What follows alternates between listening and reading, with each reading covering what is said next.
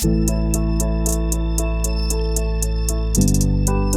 I'd like to welcome Professor Carl Heneghan, a practicing GP and director of the Centre for Evidence-Based Medicine at Oxford University. Professor Heneghan has been critical of the way modelling has been used in informing decisions on pandemic policy, and also the lack of evidence base for some of the lockdown measures. He's been seen by some as a thorn in the government's side.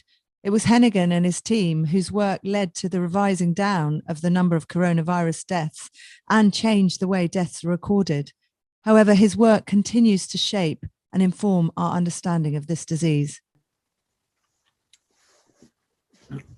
Okay, so welcome to Sketch Notes, Professor Carl Heneghan, who is director of the Centre for Evidence-Based Medicine. Carl, you're also a practicing GP.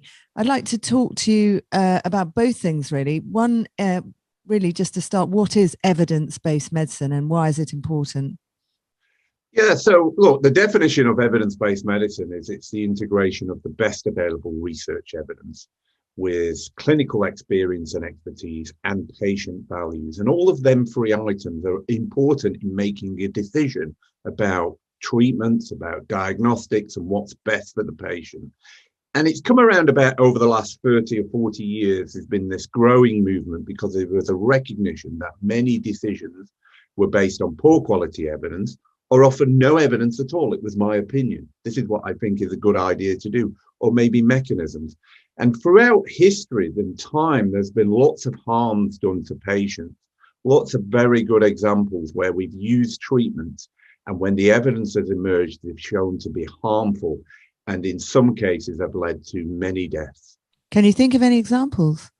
Yeah, well, the classic example is going back to the 80s. It was a particular drug, an anti-arrhythmic drug that used to give to people after a heart attack. And when you have a heart attack, one of the issues is the electrical excitation in your heart can go awry and it can start to beat very quickly, you know, like 200 beats per minute. That's called a ventricular tachycardia. And if it leads to a ventricular fibrillation, you can die suddenly. Now, particular drugs, anti-arrhythmics, what they did is they helped that electrical excitation, slowed the heart down. But some doctors started asking questions and going, hold on a minute, many of our patients seem the heart slows down so much, they actually seem to die. And when that was trialed in randomized controlled trials, what we saw is more patients died, for instance, in the US from anti-arrhythmic drugs than in the whole of the Vietnam War. So it caused tens of thousands of deaths when people thought it looked like the right thing to do. And there's been many examples since. And where you'll see in this pandemic, where people have seen evidence-based medicine in operation and doing what it should do, is in the trials of drugs, for instance, like the recovery trial and dexamethasone. Really high quality trial, lots of centers, lots of people, and a significant difference in terms of deaths from the use of dexamethasone, identifying the subgroups of people who are most likely to benefit. That's the best available evidence. And in other areas, certain drugs where we've shown there's uncertainty, like hydroxychloroquine through randomized controlled trials. And it's important to understand the difference between the use of randomization and just observation. Ooh, I gave somebody this drug, they seem to get better. And so at the high quality end of evidence-based medicine is the use of randomized controlled trials. So that, I mean, I was going to ask you how you got into evidence-based medicine and your journey to there, but it brings me kind of rather neatly onto the use of evidence-based medicine in some of our non-pharmaceutical interventions during the pandemic. And I wouldn't mind just talking through some of those and asking, you know, have we got good quality evidence, for example, for masks, for example, even for social distancing, for some of the measures that we have imposed? Maybe talk through those. So while we've got a much clearer understanding of the evidence base for drugs and for vaccines, you've seen vaccines have to go through clinical trials, they have to be licensed, then they have to have a post-marketing phase. What we see for non-drug interventions across the board is a much lower quality evidence base. And therefore, what happens is policy tends to be based on bits of snippets of information, somebody's opinions, mechanisms, and a poor quality approach. And one of the key issues that you see is when you see people have opposing views, So some people believe masks should be worn in all settings, and other people believe, and in some states in America, they're removing mask mandates. What that shows you is an evidence void. So one of the key issues I always say to people is when you see these differences of opinion, you need to develop the evidence base to reduce the uncertainties about the decisions. Isn't that But what we're doing? There's plenty well, of studies, aren't there? How do you do that? well, you do that in exactly the same way as you do it for drugs. You can do randomized controlled trials, but you might not randomize the individual. You might, for instance, randomize a cluster like a school. So in some schools, you say, look, we'd like you to be part of a research trial. And in others, you say not have masks. Now, it creates a lot of emotion in people when you say, let's do research. And people say, well, you're experimenting on my child. But unfortunately, if we don't do the right studies in the right population, we'll never be able to reduce the uncertainties and be able to sit there and go, look, it's clear. Here's the amount of benefits you derive. Or importantly, here's the harms that happen. So often what I'm doing is reflecting the uncertainty in these situations, Yes. which creates great controversy. Yes. The key in medicine is we're always told when you're uncertain, unless there's compelling reasons to do something or act, is to just hold back and wait. Often doing nothing can be an appropriate decision in healthcare when you're not clear about what to do next. And so I think there's a compelling need with non-physical pharmaceutical interventions to reduce the uncertainties with trials and studies. Now, you're seeing a little bit of that trying to happen now. You're seeing these evaluations happen where the government say, we're going to try some events, we're going to try some strategies. What would be helpful is up front to publish the protocols of what they're actually going to do. So we can look at them, people can appraise them and say, actually, maybe you want to do some slight different issues within the design that will allow you much more clear to understand whether it's worked or not. And I think that would really help us if we had a register of these evaluations and the protocols and then enacted the plans. And then you'd be able to ask some questions like even the testing. There's a lots of poor quality evidence surrounding the testing where we want to improve the evidence and the evaluations. So what's the harm anyway? If we have just some of these non-pharmaceutical interventions, we know, what's the harm of just putting a mask on, distancing a bit? We know that, or do we know that lockdowns actually reduce transmission, or it's assumed they do. That's quite a wide range of questions. Well, it is. Well, we can pick it apart, and we will edit this, but in the absence of evidence, is it not a wise idea to start putting in measures that we think might work just to help reduce the death toll? Well, that's a very interesting one. Let's say, for instance, you're trying to quantify transmission. What you're really trying to understand is in which arenas, in which settings, the environment's important and the context. Are you more likely to be exposed and be infected? Now, what can happen if you put certain, for instance, restrictive measures in place? So, for instance, if you say, for instance, you can only go outside once a day, you may be driving people into a higher risk area where they're more likely to transmit the disease. So it's really important you understand the differences of the environment. For instance, what's the difference with UV light, with the ventilation systems? And if you close down one aspect, you may push people into an arena where the transmission is higher. Now, what's been shown throughout this, and it's really interesting, there are some really interesting comparisons you can draw between different countries. And a good one, for instance, is to draw between the UK and Italy today. We're virtually in the same place right now. We've got the same deaths per million and the same cases per million. But how we've arrived there has been in different ways. So they've had different policies to us. If you remember, in early March, they locked down last year much earlier. They had different interventions. They didn't have a tier system, and they didn't have the same problem we had over Christmas. But now they've got more cases. So there's a leveling up.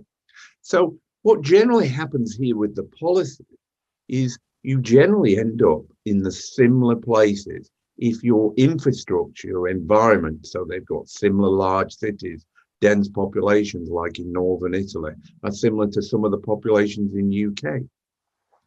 The question then is to ask is to say, what are you trying to do with the policies?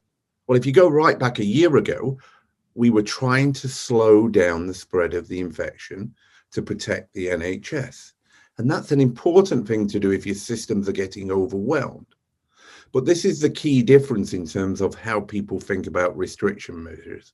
Do you do a very blunt tool where you lock down and that tries to reduce transmission? But as we've seen, as societies have opened up, then you get a resurgence. Or do you try strategies where you say, can we protect those who are most at risk from actually the infection in terms of the severe outcomes? And in effect, if you look at that today, what we're seeing is one strategy for that is effective vaccines and delivering it to those that are most at risk. And that's what we've done really well here and rolled out the vaccine in the UK population. You know, nearly half the population has now had the first dose of the vaccine, and all those at risk, we will be the over 70s, probably by about the middle of May, they'll have had their second vaccination.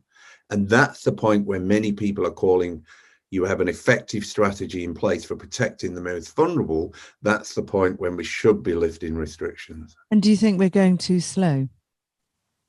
Well, I think what happens here is there are really interesting issues. Is if you look at what the population tells you, they're often their responses are very good in terms of understanding the risk. So if you look just before Christmas, many of the population were saying, and many schools were saying, we need to close down. The risk is very high. Now that's our seasonal effect. When the UV light levels are low, it's cold, we're driven inside, in schools are inside, windows are being closed, the attack rate is going up. People are telling you at that point, we need a break. We're happy to stay inside. But what you're seeing now is people saying we want to come outside, we want to interact. And there becomes a very fine balance between keeping the economy going, having all of the benefits for the society, you know, their well-being, their mental health, all of these interactions, and ensuring we don't get a resurgence. But the key now is the vaccine's in place. And therefore, the key of the vaccine is what it should do is, and what currently the evidence is showing, is reduce the risk of those who are most vulnerable of getting severe disease down to the risk of those who are much younger, like a 30, 40-year-old. In effect, when you get the infection, it's much more like a cold than it is like a respiratory syndrome, like a SARS COVID type problem that leads to hospitalization. So should we be vaccinating those younger groups, given that we do have concerns? We don't know they're linked yet, but there are concerns about some side effects in some of the vaccines, and we don't know longitudinal, we don't have long-term data on them. Should we be, I think you've been a bit of a thorn in the side, I think, of people who are proponents of zero COVID, or now it's called maximum suppression. I think they've retermed it. But is that one of the policies of maximum suppression, to try and reduce infection throughout the demographics, throughout all ages? And do you agree with that? Well, look, there are a couple of points. First point is to say the chief medical officer is starting to be very clear. He said it in November and he just said it last week. We have to learn to live with this virus and this infection, just like we live with all the others. There are about 30 to 40 that I know of and deal with in primary care that cause viral pneumonias. Huge array of different viruses. You know, we've got 7 different coronaviruses now out there. We've got adenovirus, rhinovirus, RSV, influenza. You start to put all these together. There are a lot of viruses out there all the time circulating, and a lot of them in the wrong population. So for instance, if rhinovirus gets in a care home, it can wreak havoc. So I'm worried that we've lived in a very sanitized world for the last year, and that actually we haven't challenged our immune systems sufficiently to try and deal with the emerging and potentially mutating viruses that are out there. Well, I think these are lots of the questions that you start to ask about as we interrupt what is our normal societal patterns. It's particularly important when you see young children, because when you come into the world, you basically start with an immune system that's ready to be primed by viruses. You know, and if you think of a life course, I sort of have a heuristic that says, look, in a life course, you're possibly going to face about 200 viral infections. Some of them, we don't even know what causes them. Often when I'm a GP, I'm like, I think it could be this, but I often have no idea because we know less about viruses than we do about bacterial infections. And so what's the harm in trying to reduce the load? I do hear pediatricians, or I've heard pediatricians say, it's been great this year, we've had no flu, and that is actually can be deadly to children, unlike coronavirus, which poses no risk to a healthy child. So they're really pleased with that. And what do you say?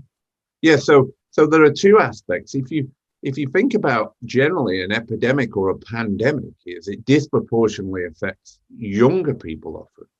Whereas this virus is actually more like a seasonal pathogen that affects the elderly. But there are certain viruses, RSV, respiratory syncytial virus, influenza, that have a significant impact on young children, gives them pneumonia, for instance, as a secondary complication, even meningitis. And as you're right, leads to death. And that actually can be highly deleterious. But what happens is, one of the problems is at some point, if you keep avoiding the infection, you will get to a point where the young children will create a greater population who are more susceptible to some of these viruses. And so at some point, we will have a catch-up. We will see that. And how will that materialize? What will Well, it will materialize first in GP and general practice, because what will happen is my colleagues and in the urgent care will suddenly say, we're seeing a lot of colds, a lot of coughs, and a lot of unwell children. And there are certain groups that are very difficult to manage, the under ones, if they get infections. So you worried about that? I think they saw it in New South Wales, didn't they? They had a series of outbreaks of RSV there. They were blaming it on lockdown, although we don't know. Does that concern you? Do you think that that's... Well, look, worry and concern is a different issue to actually looking around and saying, look, at some point this will happen. Like it does in previous years, we see levels of circulating infections that are very high. Often what we say when we get out of control and we're worried in primary care is when you have more than 400 consultations per 100,000 people of symptomatic illness, not the asymptomatics. That's when you start to see we get busy. And that normally happens about every November and goes right through to about this time of year. And generally what your pediatricians are seeing, and what we've seen in urgent care, is we've seen less work in this area of young children or the pneumonias secondary to influenza in this winter. Now, that can be a beneficial thing if you're near the end of life, because actually when you're more vulnerable, it's a problem. It can be an important aspect for those who are under one, because as you get a bit older, your immune system functions better and you're more resilient to overcoming the infection. So there are benefits to it in the short term, but there will be a position where we end up with a catch-up where, we'll see a rising infections from other pathogens as we go back to some levels of normality. So that brings me to the whole idea of where we are going. Some levels of normality. Where do you see us in a year's time? We've got this now. I don't know what you think about vaccine passports. I'd love to ask your views on that. But we've got we're not ending the lockdown measures as we come to the tail end, I think, of the pandemic, if you see it as that way. So we've still got the idea that we need to socially distance, we need to wear masks, and also the vaccine passports. What do you see looking down the track? Well, I see we're seeing some countries, some states in America making moves towards a normality. And it's very interesting. There. Yeah, I'd love to talk to you about that. What's happening there with that? And and what you see at that statement is very cautious groups of people come through and try and infer some certainty about what's going to happen next. And that's one of the problems here. There's been a lot of overnight experts come into this field, into what is a community respiratory pathogen, is a field of epidemiology, is also about infection and understanding all of this in the mix and its impact in the community in terms of illness. You've been doing this for a long time, haven't you? I just wanted to touch on that. How many years have you been looking at infectious disease and even pandemics? You've dealt with a few, I think. Yeah, well, I guess the big one will be going back to 2009 when the swine flu pandemic, when myself and my colleagues, such as Tom Jefferson, we did a lot of the work on Tamiflu and the antivirals and the effects of antivirals. It took us 4.5 years to get to the evidence base of whether they worked or not by accessing the clinical study reports. And you And it's found, yeah. and it's interesting to note some of the players who were around then are still around now. So, for instance, Patrick Vallance was head of GSK at the time, Mhm. and GSK released the evidence to us on zanamivir, which was one of the antivirals. And I actually had phone calls with her at the time to say, you need to give us this evidence because all of the evidence allows us to understand the benefits and the harms. And what did you find in the end? I know many of our listeners may not know what you found with Tamiflu. Well, there were many claims about Tamiflu of its impact on the important outcomes such as pneumonia and hospitalization. And what we found was actually it didn't impact on those outcomes. It did reduce your times to duration of symptoms by about half a day, a small reduction, but it also led to adverse effects. So, for instance, in children, particularly nausea and vomiting was a significant problem in about one in every 20 children, which could lead to presentation as well. So in effect, and also what it also didn't do, the evidence didn't stack up. It wasn't high quality evidence that said it can reduce transmission of the infection. And therefore, Battle was it to get the evidence for that? Was it? It wasn't that easy. That's interesting.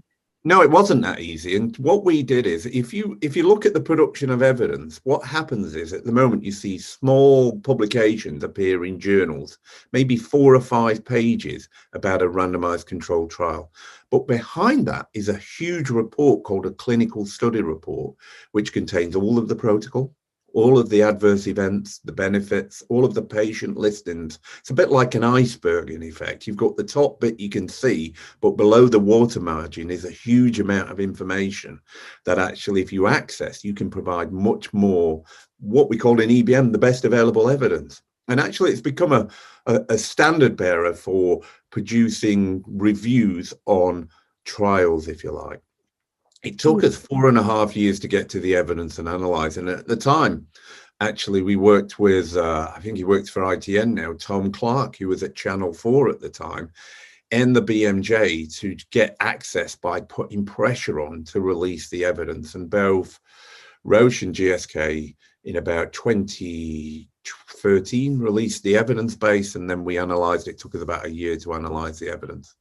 I mean, I'll ask a little bit more about that and pandemics as well. I think you worked on, was that you as well? No, that was Tom and Peter Gotcha. I didn't work on. What drives you? Why do you, I mean, it's obviously doesn't make you necessarily popular with government or people, you know, in sort of levels of government, but what's your driving force? Well, look, I think when I was introduced to evidence-based medicine, which was probably in about the first year of medical school, just as a preclinical student, I met a chap called David Sackett, who was the first director of the Center for Evidence-Based Medicine and the professor of EBM at the time.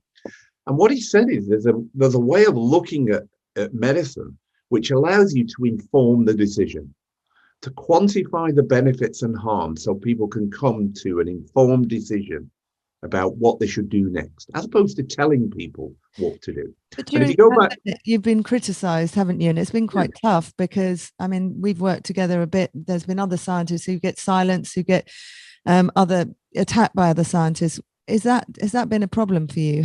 Do you take it on the chin, or do you find it difficult? Look, there's been a history where we've looked at evidence and we've sort of brought forward the uncertainties and gone against the status quo. I've done work in metal hips, we've done work in IVF, we've done work in Tamiflu, we've done work in many areas where what's been happening on the ground, we've come in and questioned the belief system.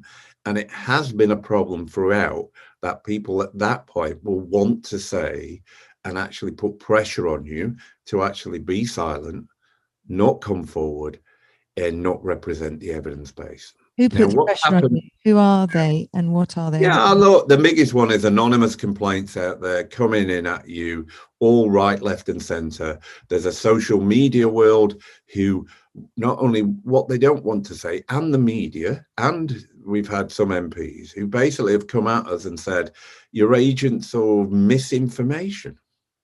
Now, I'm quite happy to discuss with anybody if we think we've got something wrong. So as we're discussing now, we delivered last summer, started to talk about sensitivity and specificity, false positive rates in terms of testings. For many people, this is new information. And it took me 4 to 5 years to get my head round some of this stuff to be able to teach it. So it doesn't surprise me people feel confused or uncertain, but to come back and say that there's no such thing as false positives and you're an agent of misinformation just is the problem. And the problem now is this is the first pandemic in the sort of social media 24-hour news cycle. It was not like that in 2009. Do you think that's changed the debate? Do you think that's informed policy? I think it's changed the debate in that what we see is if I was to take EBM and replace the E, I say there's been a lot of emotive-based medicine in all of this. And one of the things that's driving people, I consider, is fear and anxiety about an infection and what might happen next. And there's been a tendency to react from people really quickly about small snippets of information, little bits of evidence, or little studies that propose certain things are going to happen next. And that's been a huge problem, I consider, because often when I'm looking at the statements, I'm like, well, there's much more uncertainty about where we're at and where we're going next. And this is a type of evidence we would like to see. And I think it is a problem. And I think what will happen in the end is we'll always get there, that the evidence, the facts will win out, and we'll get there. The question is, on the way, how many people are we prepared to harm? What are we prepared to put up with? And how long will it take? And the only way to do that is to develop and deliver and disseminate high quality evidence. And so all of these non-pharmaceutical interventions, we need to have a revolution in the evidence base and how we produce it. Some people have said to me, well, you can't do that. Well, I go, you can. You could go to some of the lower risk areas. So for instance, if you want to change the way we manage care homes and think about strategies to reduce infections in an area where they've been significantly affected, about a third of all the deaths are related to care homes. So when I talk to people, I say, look, how much money do you want to spend when that's a third of your problem? Of the sort of 300 to 400 billion we've invested in this year on whether it's test and trace or furlough or we've spent or we've borrowed. What's going on with care homes? Talk about how would you, I mean, you could do trials, but we've still got restrictions there. What went wrong and what would you have wanted to see? Well, I think people will go back to March last year and see that there was a huge escalation very quickly in terms of care homes outbreak. So as we went into lockdown, what lockdown does is normalize the risk across the age. So what happens is younger populations, their risk reduces. But actually, as we went into lockdown, the number of outbreaks went through the roof in care homes. Over 1,000 a week at one point while we were in lockdown. That should not have happened. It should have been the opposite if you had an effective strategy. So people will start to look and break this down. For instance, was it a useful strategy to send people from hospital into care homes who would have been infected in an environment where it's high risk already? The second issue is, what strategies did you have in place at that moment in time to reduce the risk of infection? And that's the same this winter and last winter. And then third is it right to have lockdowns when one of the major problems in care homes is that when you get unwell, often what you find is in the very elderly is they have problems with supporting themselves. So they forget to drink, they forget to eat, and they do all of these things, particularly if you've got mild cognitive impairment or more severe cognitive impairment. And within a few days, you can run into severe problems with dehydration. And then you're at high risk of dying. So one of the strategies which we've seen a sea change in the last few weeks is letting an individual come in who may be your main carer. And so I would have liked to have seen strategies where you say, look, we are going to have an advocate for each person in a care home. And that person will be designated to look after you, your rights, your health, but actually could have a strategy where you could test. That's why you should be using tests to come in and help you drink for an hour a day if you're unwell. Now, they're the sorts of things you could trial to see if they made a big difference in terms of outcomes. Now, I'm not saying I have all the answers, but if you start to think where the problem is and try and develop evidence to improve the outcomes, you could make a big difference. But Now, aren't the staff there to do that? Is that not good enough? And wouldn't it be more risky to look, look, introduce? the staffing problems in care homes, huge issue. Number one is we've seen in the first wave and to some extent still throughout the second wave, simple things like if you have locum staff and they move between multiple care homes, that triples your rates of outbreaks. So simple things you can change. You could change the dynamics. You could try and say, look, let's have in the 6 to 8 week window where we have the significant rise in infections. So if you look at this outbreak, you're going to go about the second week in December to about the end of January. You've got a huge rise in infections. Well, you could try living carers at that point. I'm So sure there'd be lots of people who would go, I'm quite prepared if you pay me well enough to live in and do this job differently. So there are different strategies you can try. So do you think that we've continued to have a blunt instrument, which has been, as you say, untrialed? I mean, in overall, have lockdowns worked? Do they work? And you were going to talk about what's happening abroad. I mean, the data is very mixed, isn't it? Well, I think there are two things. One is to say when you intervene with restrictive mandates, one of the major problems is the failure to consider the consequences and the alternatives that may be employed. That's not been the case. The second aspect is if people think there's just a very simple solution in healthcare, they do not reflect or understand the complexity of how we interact, how we go about our lives, and the problems that happen when you get infection, particularly in the most vulnerable. So there's been a tendency for people to say there's a very simple solution. I have that simple solution. Let's lock down. The problem will go away. But we know it's much more complicated and complex than that. The second issue is wherever you've looked on the policies, like I said earlier, we're tending to end up in very similar places, apart from a few countries like people who pick out New Zealand as one of the outliers and say, look, here's where we are.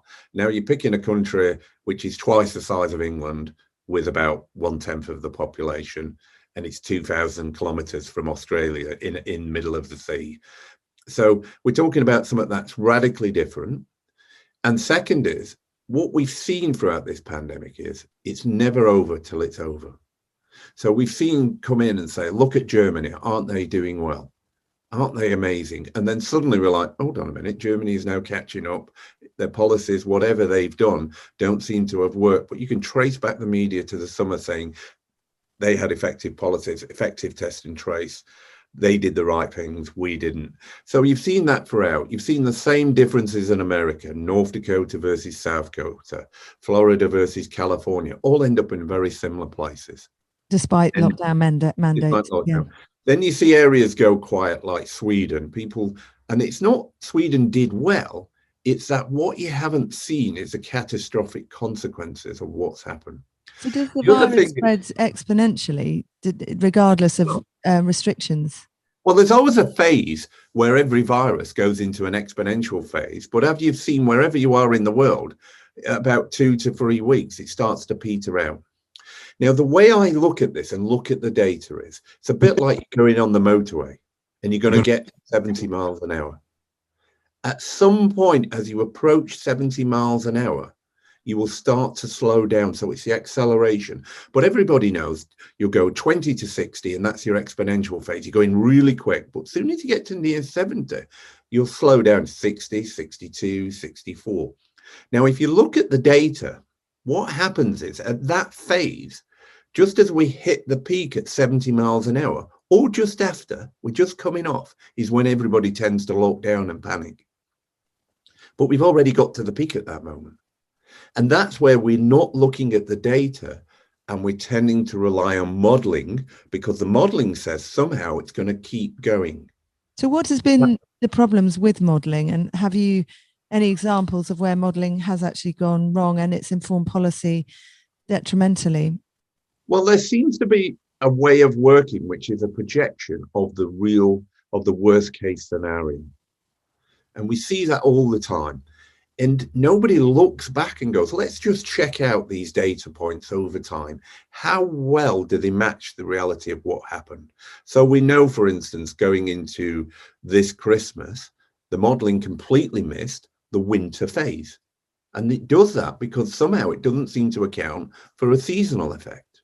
And therefore it had waves much earlier in October, November, September, and didn't see the impact when it was really interesting. If you're watching the case data, as they were coming out of the restrictions, if you remember just at the beginning of December, you were coming out of the restrictions, but actually in places like London, the data had not come off. In some parts of the country it had, like up north, but in London it was starting to go up. And actually what we saw is, if you're watching the data very closely, you'll get a more realistic understanding of what's about to happen in the next week or two. And most people will understand this. It's a bit like the weather. The weather can be accurate to about a week to 2 weeks out. It can tell you in summer it's going to be warmer and in winter it's going to be colder, but it can't tell you on any individual day in a month's time whether it's going to rain. Couldn't tell us a month ago it might snow today in the middle of April, but today we know it's going to be cold, it's going to be -2 tonight, and it might snow here in about 2 hours' time. That's what we can do when we use data really well. But if we try and go a month ahead, all we can say is we think it's a bit warmer. I can tell you with the seasonal effect, as we go into summer, actually, as we saw last year, with no effective test and trace, with no vaccine in place, that actually we saw very low case numbers. And that's an interesting phenomenon. If you remember, everybody was panicking about on the beaches, we're going to see an explosion of cases. But actually, what you're doing is you should be panicking about what happens when we're all driven inside, when actually the ventilation is reduced because we shut the windows. And actually at that point, when UV light is about 6 hours, there are some elements of transmission that we don't quite understand. At that point, you're like, okay, that's the real high risk scenario.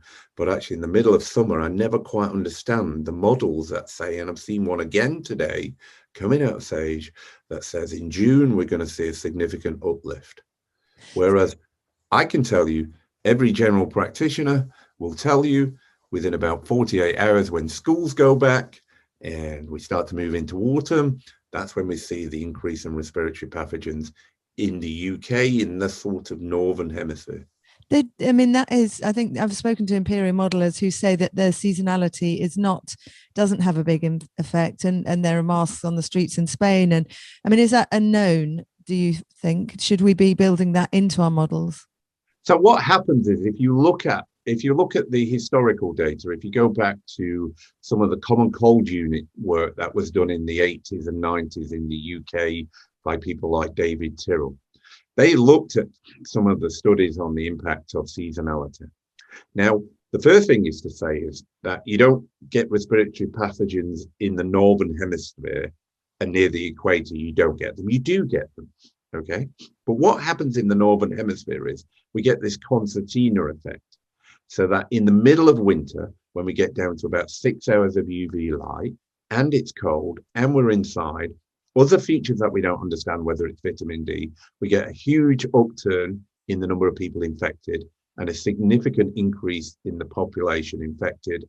And so the susceptible population drops.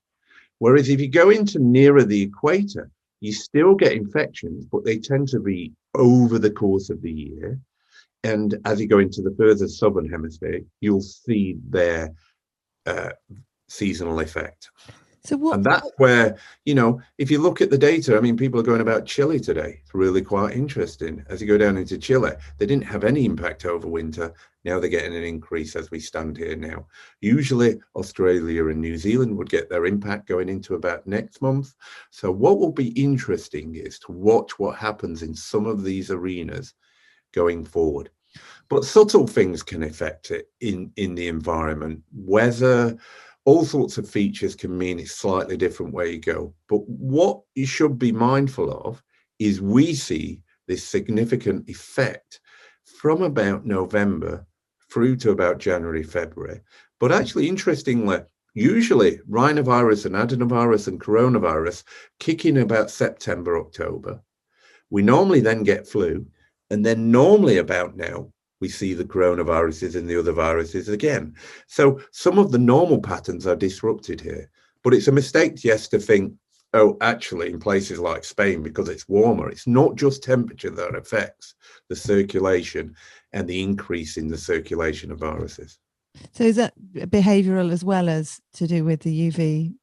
Yeah, I think it's a combination of factors, isn't it? Transmission is a very interesting area. What increases your risk of getting this pathogen? Now, some people want to put it down to a single mode of transmission, like it's airborne, it's fomite, but actually Surfaces, yeah. surfaces. But actually the predominant mode of transmission is contact, which is close contact.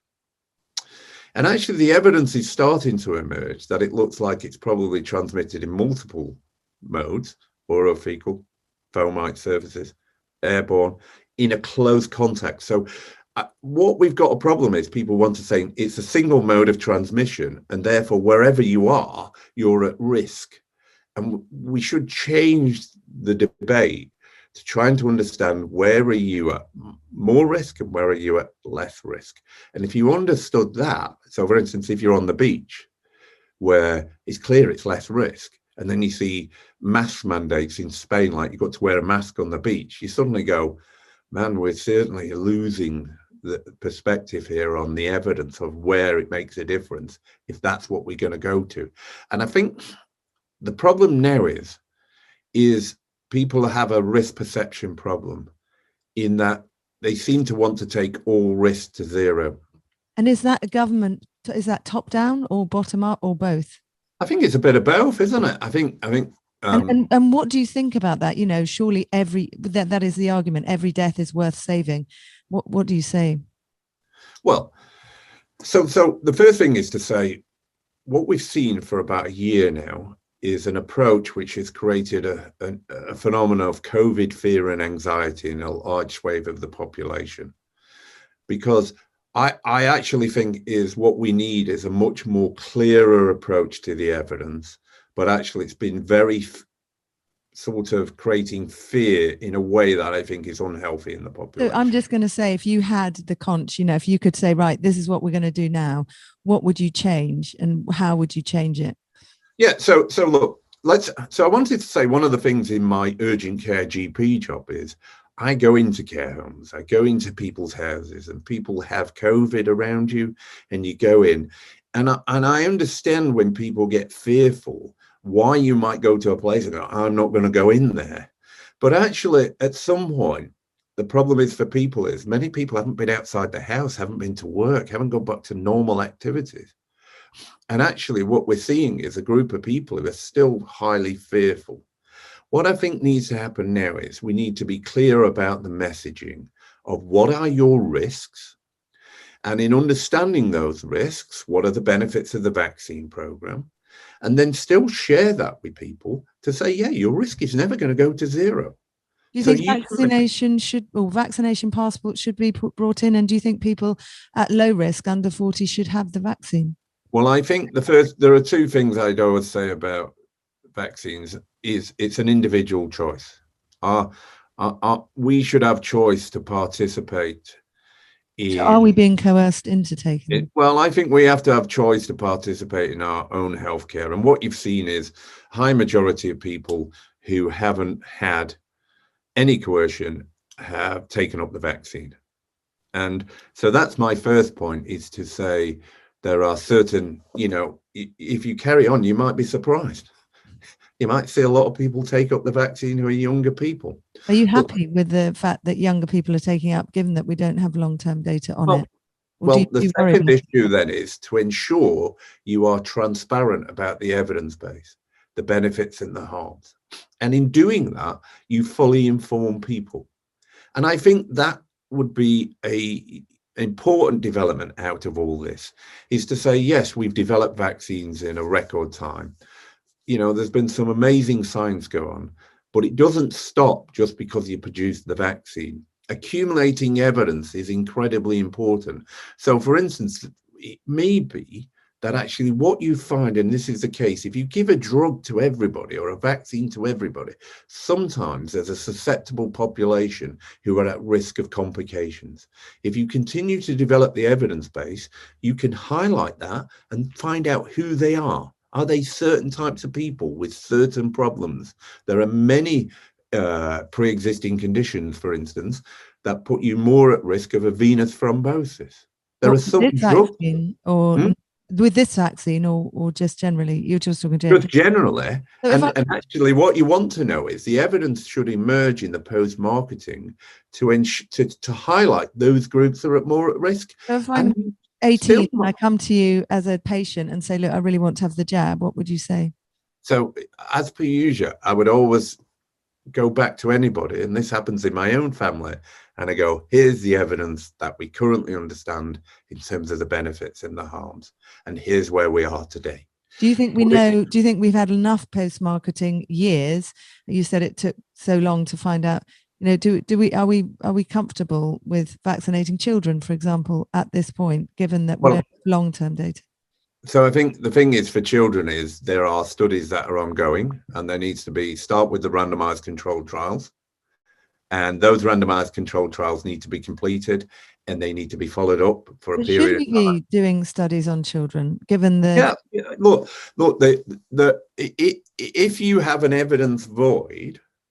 But do children need to be vaccinated is the point. Why do they need... Their risk is zero, or pretty much zero, that unless they have underlying conditions. So why would you be adding a potential risk that we don't know about to a child that has zero risk of something? Well, the first thing to establish is, are there any benefits? Exactly. Are there any benefits to vaccinating healthy children? You can only do that through a clinical trial. If we don't do that, we'll end up sitting here having this debate for many years, and somebody at some point will have an opinion where they say we should do it. So wherever we are, the only time not to do research is if you consider there is an equipoise. So there's clearly harms that would occur and no benefits. Then you say, right, there's no need for research. There's always harm with every drug, isn't there? Yeah. There's always so therefore would we not say, look, there is going to be a harm. It is a drug. You are giving a drug to a child. There is a potential risk of anaphylaxis, of other things we don't know about. Therefore, why are we doing this? Well, look, for instance, if you look at influenza vaccination in very young children, in fact, the impact can be very important in terms of its impact for grandma. Because of the reduction in transmission. Social, as part of a social contract, you would agree that we could be doing something to a child which may put them at risk for the sake of an adult, which is actually... Yeah, so look, there are sort of benefits and harms to everything we do in terms of intervention. What's clear, though, and I think this is an important point, what I can't say to you is we shouldn't investigate something when there's potential equipoise and there's uncertainty about what to do. And so I can't tell you that we can use an evidence-based approach, and my opinion is more important than somebody else's, because a group of people believe that we should do it and there are benefits, and there are a group of people who believe there are harms and we shouldn't do it. I can be hugely controversial by saying there's only one way to answer that, by doing a trial. And in doing the trial, if you do it well, it's the best available evidence, you'll be able to inform the decision. In the absence of that, you've got a huge problem. And we'll just end up in these arguments. And I suspect at some point, a policy will win out where we say, just do it anyhow, just in case. And that's what we tend to see in an evidence void, because some voices will lobby for it to be done. Yeah. Now, all I'm saying is, let's do the research. I'm with you. So it's a basic thing. So looking down the track, vaccine passports, you don't like the idea of that by the sounds of it, because you think it should be a choice, and vaccine passports sound like they verging on coercion. Yeah, look, I think there will be issues globally with vaccines when they come around to it. I think just like we see with other vaccines like yellow fever, there will come a point where if you want to travel to certain countries, particularly where they've had not much impact, such as New Zealand, Australia, they'll require you to have the vaccine. So there'll be these sorts of backdoor approaches. But the idea that we have health information that I share with somebody to gain access to somewhere has all sorts of connotations for me that becomes a problem. How are people going to use my information? Where are they going to store it? What are they going to use it for? There are data protection issues on my behalf that I think are important. Second is you'll have all of these problems where the technology works, But the reality on the ground is a huge problem. Therefore, again, if you were going to do passports, what's the outcome of interest that you're going to come out with? What are you hoping to achieve? And therefore, again, you could actually study passports in a controlled area. You could say, look, we're going to trial it in this area. We define an outcome. You set out the evaluation and you tell us what's going to happen. But what's the tendency here is to keep intervening with policy after policy after policy. I mean, I've lost count of the number of policies. If you go to certain parts of this country, like Oldham or Leicester, they'll basically tell you they've never been out of lockdown. If you remember, you go back to last summer, people are forgetting, in Leicester and Oldham, when cases were were about 50 per 100,000, they were having mass screening, tier-free restrictions, all sorts of interventions, mailing out to the people, telling them what they should and shouldn't do. And do you know what? It's had no impact because they've ended up in the same place as all the other areas that were in similar positions. Would you get rid of aggressive testing, social distancing, and all these measures, given the vaccine rollout and given where we are? Would you say, well, actually, we haven't got good evidence for them. We have got evidence of harm. We have 98% of the mortality taken out of the data as a result, or we should have as a result of the vaccine. Are we doing what? So I think, so I think, we'll have the second dose out to the over 70s by mid-May. So I think that's the point where we should be returning to normality. What does that mean for you? Well, I think normality is you remove the masks, you remove the social distancing. I think there are a couple of areas where we just have to be mindful and try and understand what's the impact. And they're the sort of mass gathering events. And I think that's right to trial and evaluate them and say, what's the impact of these events in this way? And what do you think will happen? I mean, I can see a good, there's lots of people who would agree with you. What do you think will happen looking down the track? Do you think we will see this return to normality, or do you think we'll continue to see more policies, and why? Yeah. So I think, going into this pandemic, there was a lot more sensible thoughtfulness and reasoning about what to do and what not to do. And if you look, what's happened is in the middle of last summer is started to go wrong when people said cases are coming down, which they do anyhow in summer because of the seasonal effect. We can drive it to zero, and that's where the zero COVID movement comes. And if you remember and you think back, we were going to be back to normal by November. Yeah. The Prime Minister was saying we'll be in the workplace and everybody will be back and everything will be open and functioning. And we were saying and advising the government going, come September, you're going to start to see the rise of infection. You advised a circuit, didn't you? And got criticised for that. Would you go back? I advised. Did you advise against a circuit break at that point, didn't you? And were criticised. I know Wales, it didn't really seem to work. I mean, have you sort of felt that you haven't been listened to enough, or that other scientists, a broad range of scientists, haven't been listened to enough? Yeah, look, there are things I said, which, I mean, it's interesting. There has been more wrote about that meeting with the Prime Minister. It seems there were more people there than I thought, because there's so many people who seem to be able to write on what went on. I presented some viewpoints about where we are in terms of the data and how to use the data to understand what might happen next and where to go. I think all of that reasoning I set out is still the case now. There are some features I did say. So, for instance, I set out, and I'm on the record of this, saying, come the middle of December, we'll likely run into the most problems. Therefore, you might want to think about, and I've always considered it outside of this pandemic, increasing the Christmas holiday break. Because the problem is, outside of a pandemic, we have a 2-week break where all of these young children and all of the schools and all of the universities come back at one point, and then everybody gets infected, and we come into January and we normally have significant rise in mortality, somewhere between 4,000 to 5,000 more deaths than what we see in August. Do we need to do that this year? Is that a repeat? Well, that's one of the thinkings about, we have a 6-week holiday in summer when the risk of infection is low, and yet we only have 2 weeks in the middle of winter when the risk of infection is high. And actually a natural break can create a pause.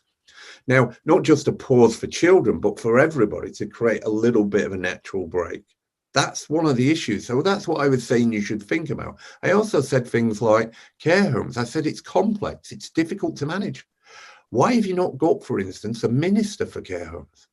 Because it needs a special person who thinks about it and advises and inputs to the government, because I think it's so complex.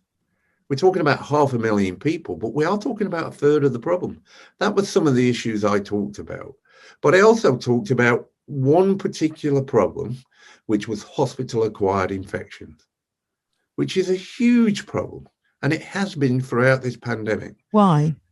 Well, at times, what happens is that you go into hospital for something else, and then at day 7, after day 7, about 20%, 1 in 5 people are catching it while they're in hospital. Now, the problem is those people tend to be the sickest already, otherwise they would have been discharged. So they tend to be unwell people. And if they get coronavirus, they then get severe disease, and it increases mortality. And data out of Scotland shows that they account for nearly 2/3 of the people with severe COVID. I'd like to talk about the fever hospitals. I think it's really important. And then maybe, where, well, I think we've covered everything, haven't we, really? I think the other thing is, I guess the one thing that I think concerns me is what you need for a decision is a balanced viewpoint. Everybody knows there are 2 sides to a story, but when you're only presenting one, you're going to get a view that's going to be skewed in effect. Isn't SAGE a broad church of scientists of all different disciplines? Look, across the board, I think you could have better representation of public health, better representation of people with actual healthcare experience, clinical epidemiology. There are a broad range of people, and there's a very broad church of people involved in evidence-based medicine who spent decades involved in actual healthcare decision making. Now, at the early point of a pandemic, I can accept you need a group who is structured in a certain way to deal with that emergency in the first few weeks, the first few months, when you're not prepared and you don't know what the pathogen is going to look like. But what we're talking about now is something more akin to an evidence-based approach that brings the usual structures and the usual people who understand evidence, who understand the benefits and harms, looking at data. You mentioned one person there who was speaking about diagnostics. I mean, Professor John Deeks is a perfect person I would have been telling me, red teaming, checking my assumptions. He'd be the person who I'd want to be on my shoulder telling me whether he thinks it's a good idea or not, because if he questions that issue, there's likely to be something that you have to do differently. Yeah, and they're the sorts of people, there's quite a lot of them are out who are peripheral, who should be brought in to improve the decision making. Yeah, he's questioned the lateral flow test, hasn't they? And there's been concern that we'll end up in a purgatory of lockdowns if we, with so many false positives when infection rates are low. So he has been sort of silenced, and I know he's been, had problems getting that message out. Why do you think? It's a very good example, you see. I've known for 20 plus years, he's worked in diagnostics. So it's not like he's overnight come and said, I have an idea, or here's what I'm looking at. That's been his experience and expertise for 2 decades plus. Well, the national screening in that area bypassed, wasn't it, on the lateral flow testing? You know, the whole government's own advisory board was bypassed. I mean, why is that happening? Well, I've often seen when we went to the last pandemic, is one of the things is that at times it seems in a policy initiative, what you have to be seen to be doing is doing something. Doing nothing is not an option. And it's a problem. And I wonder if it's got worse within the news cycle of the 24/7 news cycle of this is actually being supported. So people, because you're doing something, whether it works or not is immaterial. The fact is we're being seen to be doing something. And I see that often in policy and often in issues in lots of healthcare. And actually, this is the point where the whole of the message is, the problem with that in health is when you're doing something and you're not sure, you could be creating harm or you could be creating benefit. But actually, many people are saying to you, you could also be wasting resources, huge amounts of money. For instance, we're spending more on testing than we are on the social care budget. Imagine if you took all that money and said, we're going to put it into social care. Would you derive more benefit because you put billions into care homes and social care and people's care? So in fact, every single person could have one carer instead of one carer looking after 20. I think it's the whole NHS budget, isn't it? The Operation Moonshot. Would you stop I mean, can you outline, and maybe you don't want to go into, but the policies that you think have possibly done more harm than good? Aggressive testing now, mask mandates in schools now, for example. These are the things you've questioned. Do we know that they're doing more harm than good, or are you saying that at this point we just need to test them because we don't know? Well, look, I think what we've said is wherever your policies are, you end up in a pretty similar situation. The question is, which areas of society do you think we've potentially done the most harm in having a year of dysfunctional arrangements in society? So number one on the priority list has to be children and getting them back to a normalization of life and society. And so right through from schools into university, we've got to get some normality going quick, because these are the people who are going to sort out the mess in the future. Second is, I think we have to be mindful of the impact in the economy, because the economy is linked to healthcare. Doesn't what you look at, if you increase the proportion of people who become less well off, who go into worse social deprivation, your health will plummet in that group. And so you have to be mindful of that. So I think to death. I mean, I think the ONS said in July, didn't they? 2,000 linked to lockdown measures themselves. I mean, one comes to the point where, you know, as a clinician, as someone who understands this, do you think lockdowns are a good idea? Should we be doing them still? Do I think lockdowns are a good idea? When I go back to March, we went into lockdown because we had no pandemic preparedness planning. We had no protective equipment. We had no test and trace system in place. And therefore, we were blind in the face of a new pathogen. It made sense then to go into restrictive lockdown measures. Does it make sense to go into lockdowns now? No, it doesn't to me. It's not clear why we're doing it. Now, there are some structural things that we've got problems with in the UK. And one of them seems to be our lack of bed capacity in the NHS. Under 100,000 beds in England for 57 million people just doesn't seem to me to make sense. And one of the issues is we see policies when you think about it, and it's been so much. We've had all of the Nightingale hospitals not used, but actually we don't need these big super centres. They were put up almost for show, hundreds of millions of pounds wasted, but actually we need about 20% extra capacity when we go into winter somehow, because otherwise we will become hostages in the middle of winter if we keep testing in this way. Hostages to the NHS, you mean?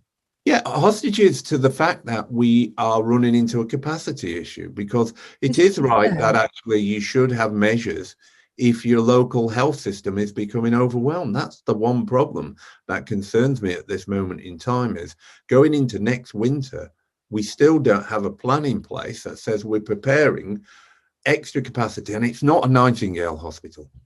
It's probably a couple of 100 beds in each local authority that says we can put the 75, 80-year-olds into the community hospitals, into the infection hospitals in the middle of winter, so they'll get supported and get looked after.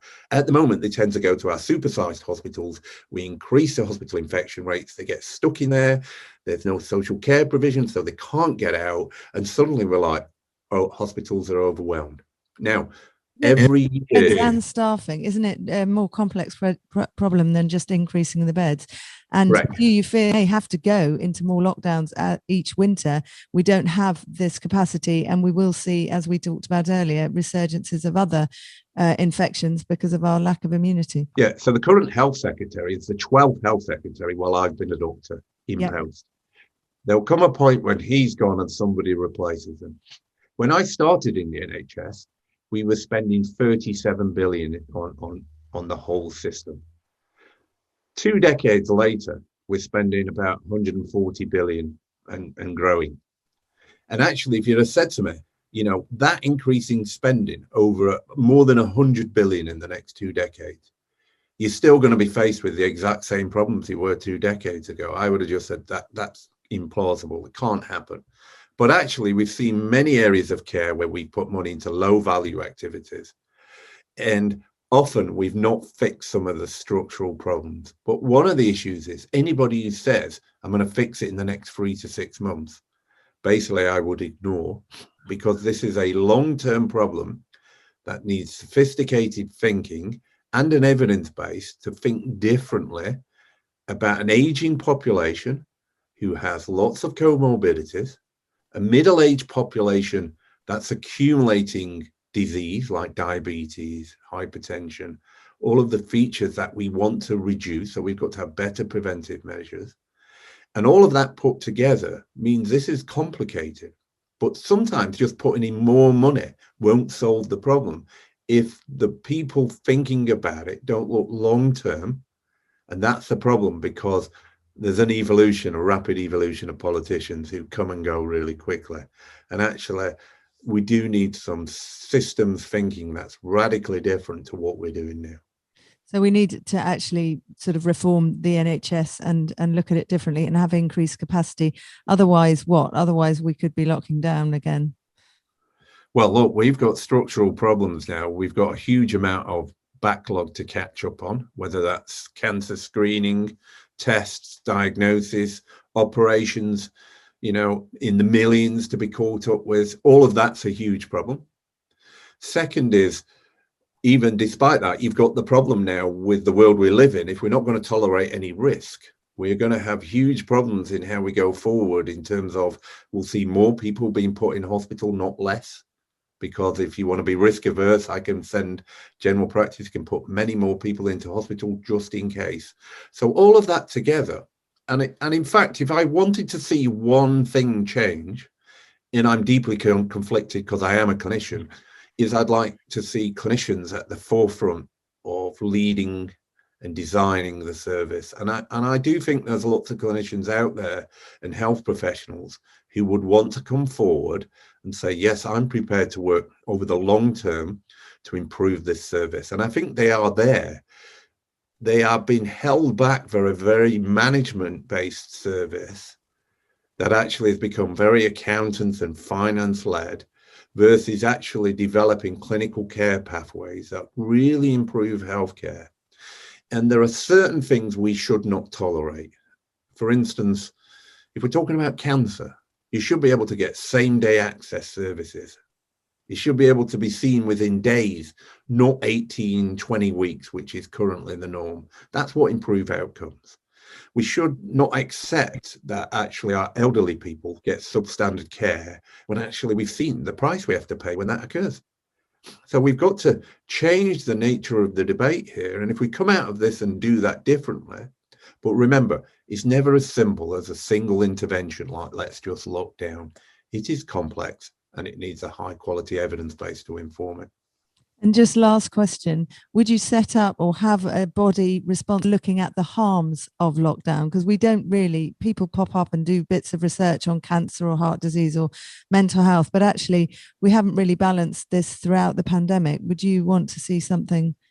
Yeah, I've been surprised that actually somebody like NICE has not had much more of a role in the decision-making strategies here, because they can really help and inform. And if you look at, they've been around since 2000, 2 decades, and have been a really effective innovation in understanding which medicines and which drugs should we pay for and use and which ones shouldn't we do.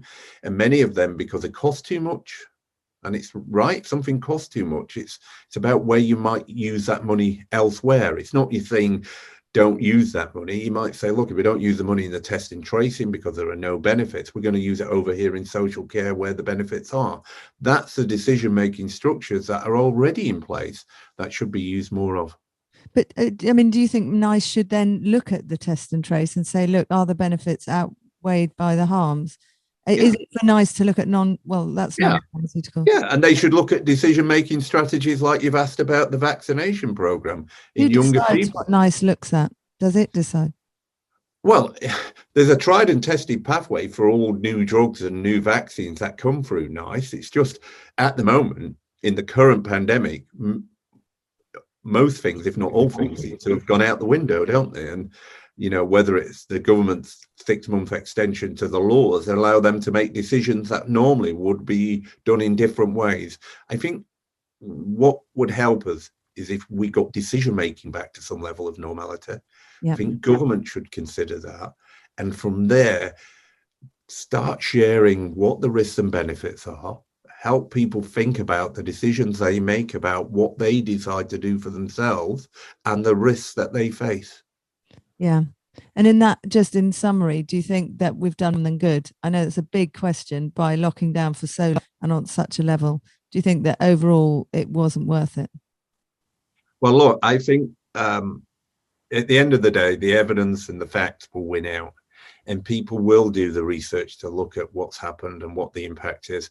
But I do think we need to have a comprehensive evaluation, particularly to inform whether this strategy continues. Because in a world with PCR tests, in a world where we're all so interconnected, this is going to happen again at some point.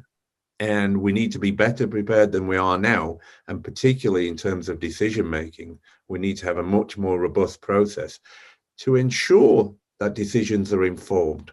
One of the most important aspects I say is, and I've worked with a lot of politicians and still do, is my job is to inform the decision, not to be the decision, and communicate what the evidence is saying, reflect the uncertainties, ultimately requires the politicians to make decisions. What I consider throughout this pandemic is they've had a problem getting to the benefits and the harms and the information and the evidence that can inform their decision. And I think that has to change, because that will benefit us all.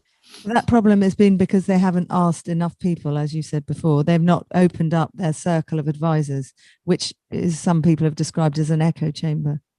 But also, I think there's been a reluctance to keep the evidence base up to date, to reflect all of the evidence as it emerges, is to disseminate that to MPs in a sort of digestible format so that they can sit there and go, yeah, I understand what all the nuances are of rising cases or vaccination policies. And often it's very difficult to get to an informed position at this moment in time. And it's particularly difficult when we live in a world where there's very polarized views about what to do next. Some people believe we should stay in lockdown and they present evidence that way, and other people are saying, let's come out immediately. And that's a very two opposing views. What we need is decisions that reflect more in the middle and reflect all of society, so that everybody can say, we're reflecting the benefits and the harms. So for instance, if we stay in lockdown, how does that impact on children? How does it impact on their mental well-being, their impact in society? And that's how you should make decisions. And that's how we should make them going forward at this moment in time. Except you could argue, well, we didn't know, but we perhaps do know now. So I think we know enough now to know what some of the benefits and the harms are to inform better the decisions. Yeah. I think you probably, you've run well over. If we need to top up, I can't think of anything. It's absolutely brilliant to talk to you. And thank you so much. I'll speak to you again. And thanks for everything. Okay, thank you. Bye. Bye.